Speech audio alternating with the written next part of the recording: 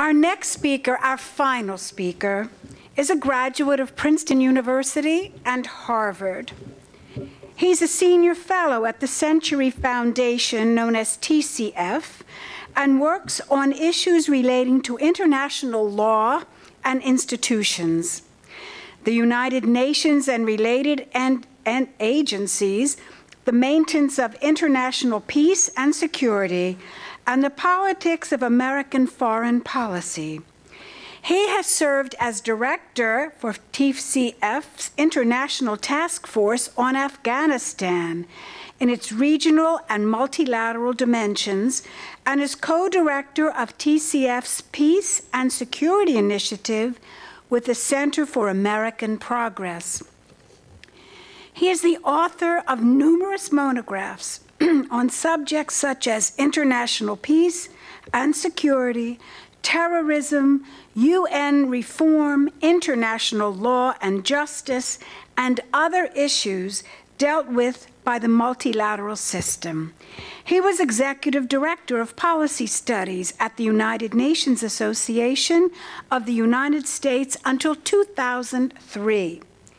Hidden on next month's ballot as a presidential elector in this year's Electoral College, Mr. Laurenti has advised several presidential campaigns, was candidate for the United States House of Representatives from New Jersey in 1986 and from 1978 to 1984.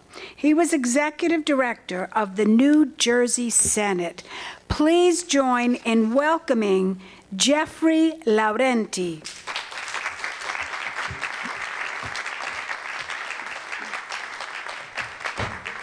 Thank you, Gilda.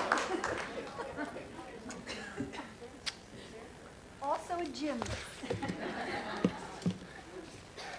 Beh, signore e signori, buongiorno. Innanzitutto vorrei congratularmi con la dottoressa Gilda Roro e tutta la Commissione di aver organizzato questa ricorrenza speciale ed unica. And I also want to thank and congratulate and to express my amazement at the renditions, the extraordinary renditions we have just heard from these student singers from Rutgers and Montclair, who do all of us as New Jerseyans very proud.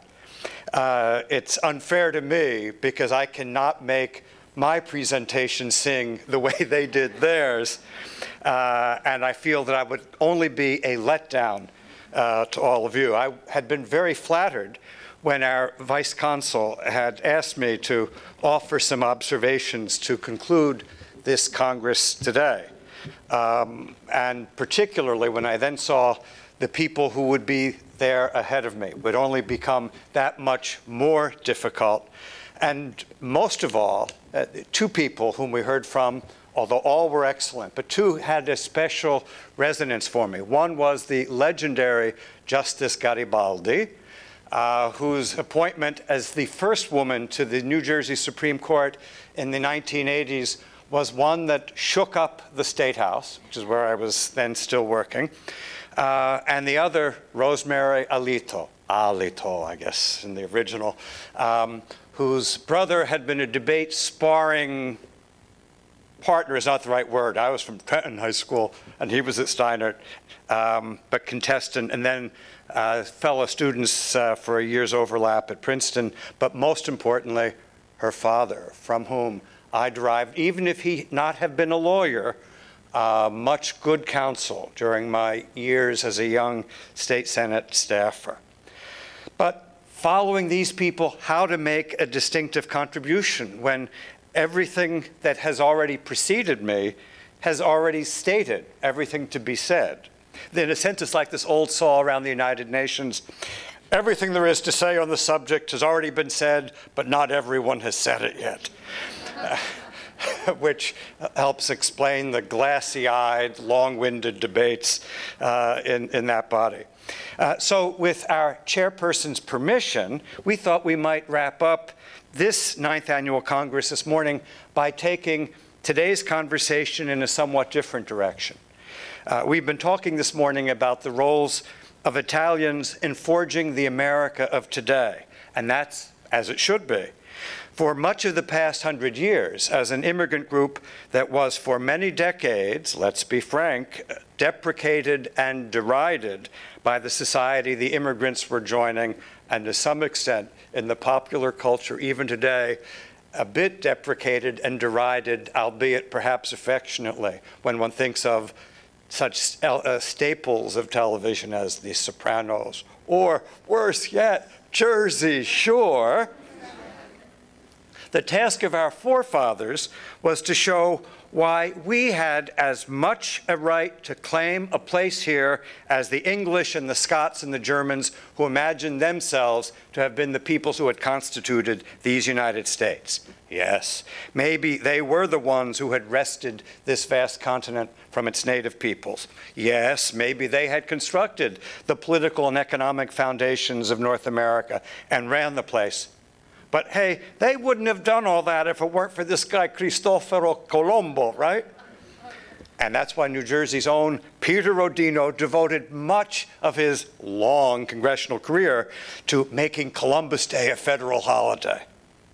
A century ago, this country's business and professional elites were infatuated with racialist theories of a hierarchy of races and nations in which, surprise, surprise, they deemed themselves superior. Those from Southern Europe were on a lower rung, barely a step above Africa, like those from Eastern Europe who were a halfway house from the Asiatic hordes. And this pecking order was legislated in America's 1920s immigration laws. Even today, such attitudes have lurked just below the surface in Northern Europe, and they've come back out glaringly in the open with the Eurozone crisis, which has unmasked all the old scorn for Europe's Mediterranean tier. Indeed, while after a century, Italian America is indissolubly woven into the fabric of American life, the place of Italians in Europe remains surprisingly somewhat contested. Now, they're not as easily cut off as the Greeks, who have found themselves utterly demonized in Europe's economic crisis. But there's no doubt that in Europe today, Italy, like Spain, is being rudely reminded that it is still on probation, that it is still under suspicion. There's always been an interplay between Italy's international reputation and the esteem that Italy's sons and daughters in this country could claim. A century ago, Italians here shamelessly played the one trump card they had relative to their contemporaneous immigrants, the Poles, the Slovaks, the Hungarians, Jews, and Russians, that those didn't have. The glories of ancient Rome and the Italian Renaissance. Now, it didn't put pane on the tavola, and most of these immigrants had never been to Rome and had never seen a Renaissance painting. But they saw that those Nordic elites recognized that past and even invoked it in writing the Constitution of the United States. So it made it useful in boosting this immigrant group's self-esteem. Unfortunately, contemporary Italy of the time was not much of a boost to the immigrant's self-esteem. And it's that interplay between there and here that I'd like to explore with you this afternoon. Should have been morning, but I hope we've enjoyed it, even if it's been extended. The shining Risorgimento vision of Giuseppe Garibaldi, of an Italy unified as a democratic republic, freed from the clutches of the grasping kings and dukes and land-owning aristocrats and cardinals and popes who had made such a mess of this ancient land, was quickly sidetracked by the Piedmontese kings and dukes and land-owning nobility, who consolidated the malgoverno that sent millions of despairing Italians, our grandparents, to these shores. That elite wanted to be just like the British and the French and the Germans, a so-called great power, expansionist and imperial. For a poor agricultural society, playing at empire was madness. The scraps they picked up in the imperialist scramble for Africa were some barren strips of coastline in Eritrea and Somalia. And Italy was the only colonizers whose colonies lost money for the imperial power rather than made money for them. They got their comeuppance when their invasion of the ancient Christian kingdom of Ethiopia was humiliatingly defeated at Adwa in 1896. The only defeat of a European colonizer by Africans was a morale booster for beleaguered black Americans, but it made Italy and its leaders the laughingstock of Northern Europe. Undeterred, Italy's political class still pursued dreams of expansion, jumping into the First World War with avarice and lethal incompetence. Their demands at its end for territory around the Mediterranean exasperated Woodrow Wilson. And of course, fascism became the ultimate disaster.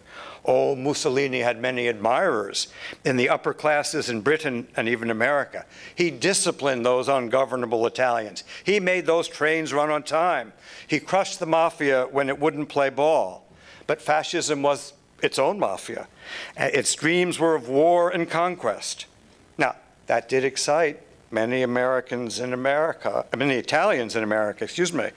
30s, when the fascist regime got into financial trouble by reviving the effort to conquer Ethiopia. It begged patriotic Italian women in America to give their gold to the cause. And my grandmother was one of those duped into giving her gold wedding ring to that cause.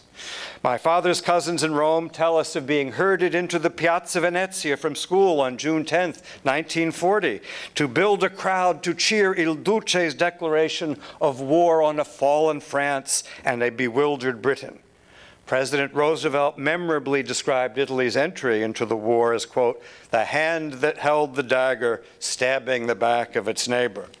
Very quickly, America's Italians had to cut loose from identifying with fascist Italy's ambitions. When Mussolini joined Hitler in declaring war against America 3 days after Pearl Harbor, there was no doubt where Italian Americans' loyalties lay. That also, by the way, proved true of Italians in Italy itself.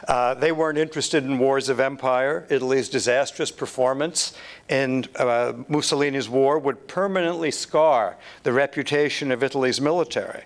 When the Americans landed in Sicily, they were enthusiastically welcomed by the Sicilians. And at that moment, the old power elites in Rome decided it was time to dump the Duce and save their skins.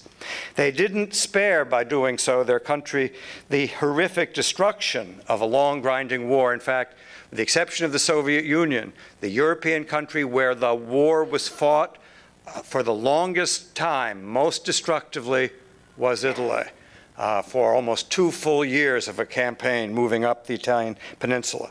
But they did ensure that at the war's end, it was Italians, and not a foreign occupation, that built a new and democratic Italy, one that would at last realize Garibaldi's vision.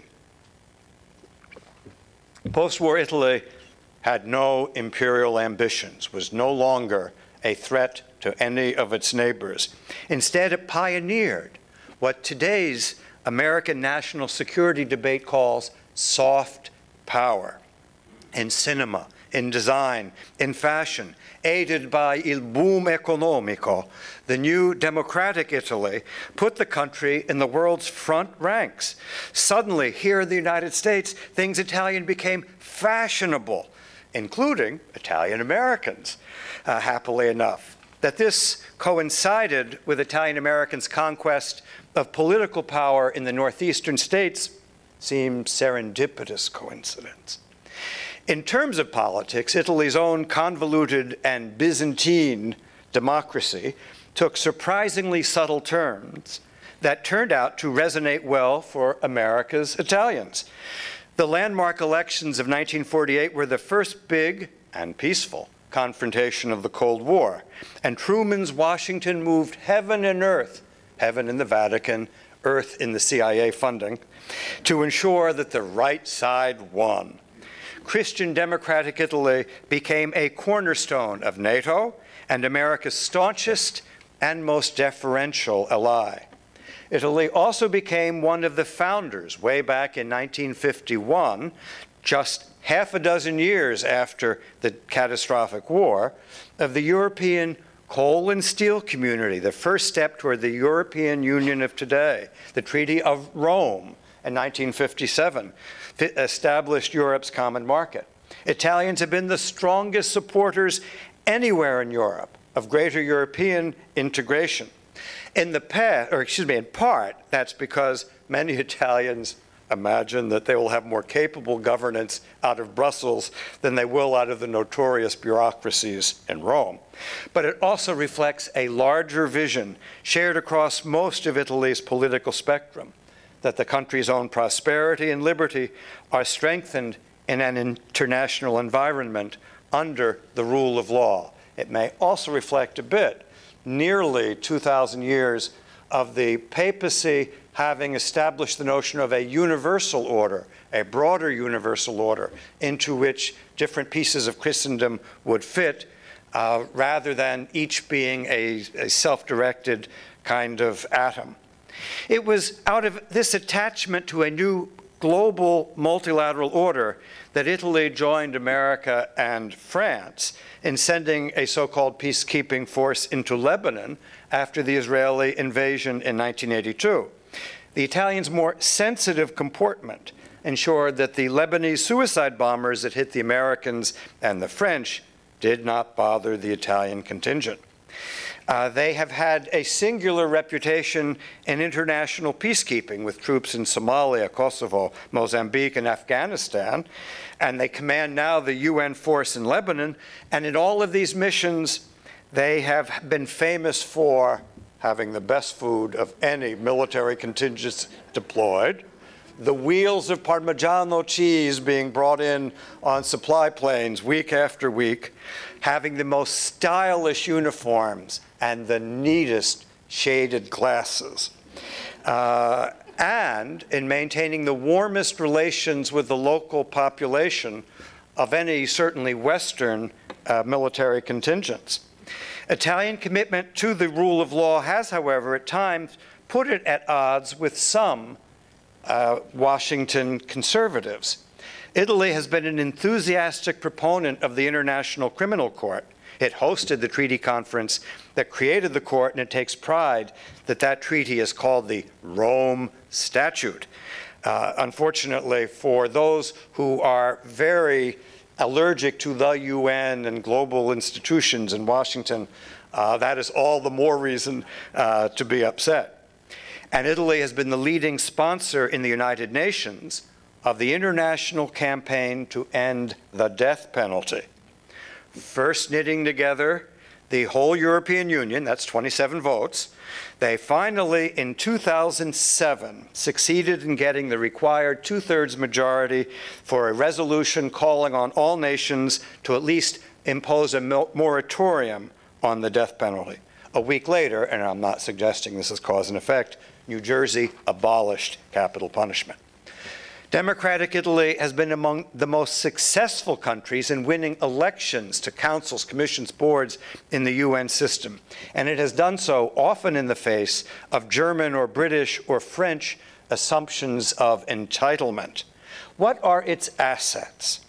First, it has a special simpatica relation with the Latin American group. That's another 22 countries. Italy is like a first cousin to these countries, and Italian diplomats know how to play that card of Latinidad, as the Latin Americans would call it, Latinidad. Secondly, Italy has cultivated warm relations around the Mediterranean, abandoning fascist ambitions to rule il Mare Nostrum and the lands around it.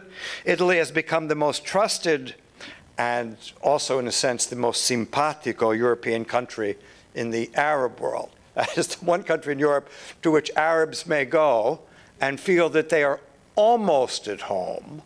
And this, Northern Europeans do not view as a compliment, is Italy.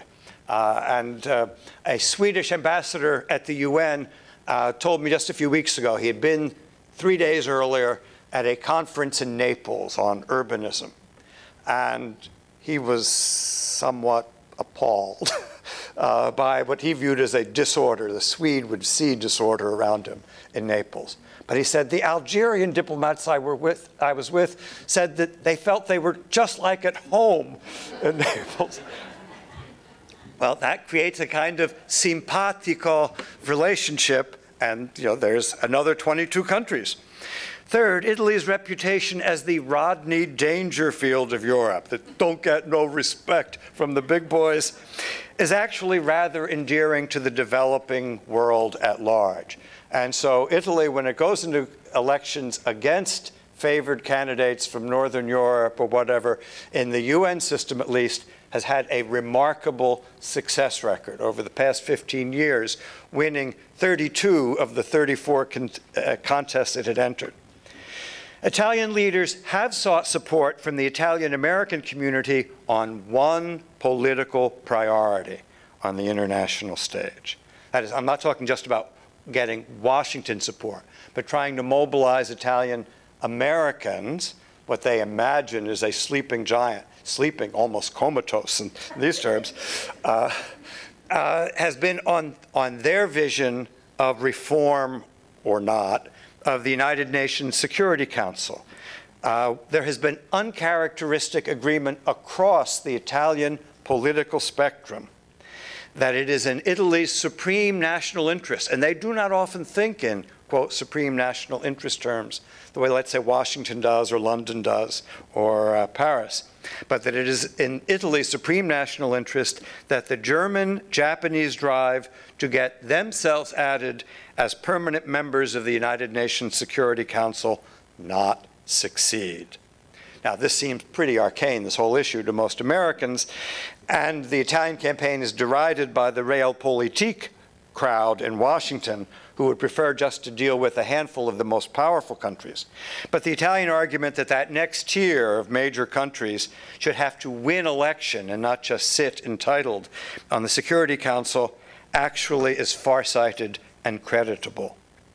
It is this redeemed reputation of Italy as a pillar of a peaceful world order, as well as the legendary spiritedness and amiability of its people, that has made being Italian so fashionable here and everywhere.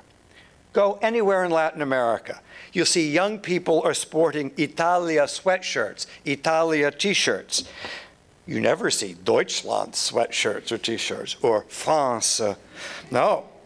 Even more remarkable in Latin America is this spreading fashion from Mexico all the way down to Chile of giving sons Italian first names when perfectly acceptable Spanish first names have always been used. You find now large numbers of Carlo rather than Carloses, or Marco rather than Marcos, even Giovanni rather than Juan. Think in terms of this spreading charm and attraction of Italy of our own singers this morning, only 2 of whom bore Italian surnames. This is soft power. And it redounds to the benefit of Italian America too, to bask in the reflected warm rays of Italy's growing reputation on the world stage. Yes, Italy's politics are totally dysfunctional. The roguish escapades of some of its politicians are known worldwide. But this dynamic society, which lives shamelessly off its glorious past, even as it charts new paths for the future, is one that has perhaps the largest fan base among foreigners of any country in the world. In this country, Italian has become the favorite second foreign language for students to choose to pick up. Maybe because they figure if they've already been browbeaten into learning Spanish or French, Italian will be easy enough. But no, because there is a charm and an attractiveness of it. They're not rushing to Portuguese the way they do for Italian.